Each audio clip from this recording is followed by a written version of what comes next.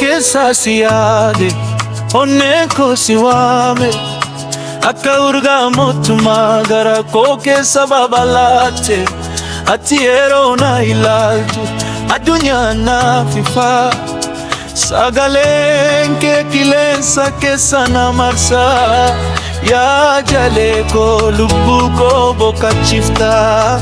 Yeroo jalqaba si arge afaan dubbachuu na dide akka ifa barii jireenya koo keessa seente harki kee yoo na tuqe sodaannee kun ibadde si bira taa'uun koo qaamaan barbaade si malee hin guutu jiruun koo si alaa hin argu iji koo.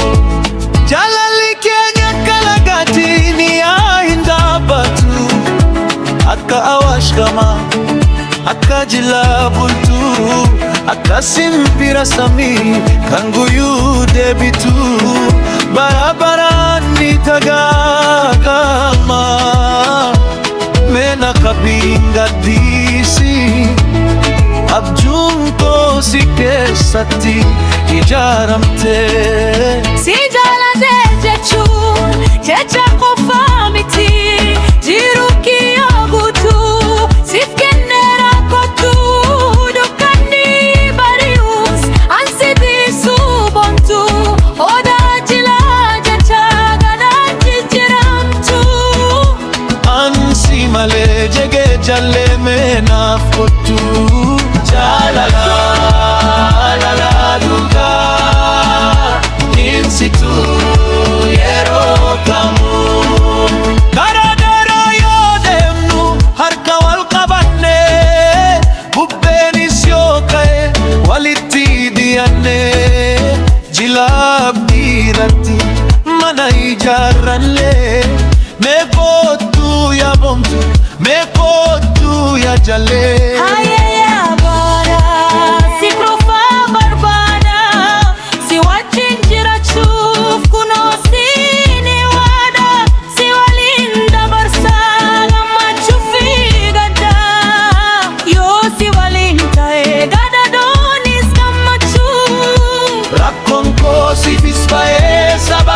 Saasati ana bira jirtu gammachuu naaf goota ati na ilaali jechuun ija kee keessatti of arguufaan barbaada na dhaga'i onneen koo maqaa kee qofa jechuun rukutaa. Jaalalli kun ibidda miti kan badu inni akka aduuti guyyaa guyyaan ni ifa. Sin jaalate onneen koo suma filatte wal haa qabannu wal haa tiksinu jaalalli keenya sirbu.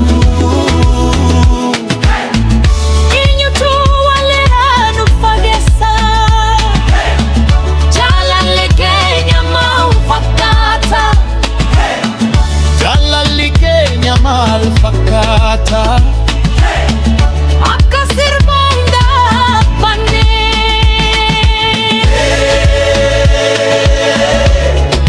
jaalala keenya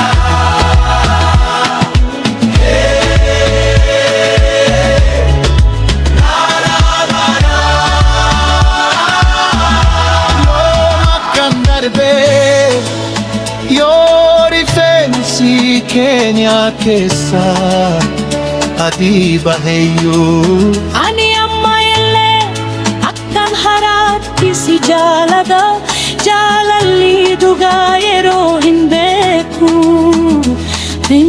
onnee keessatti bara baraan jiraata.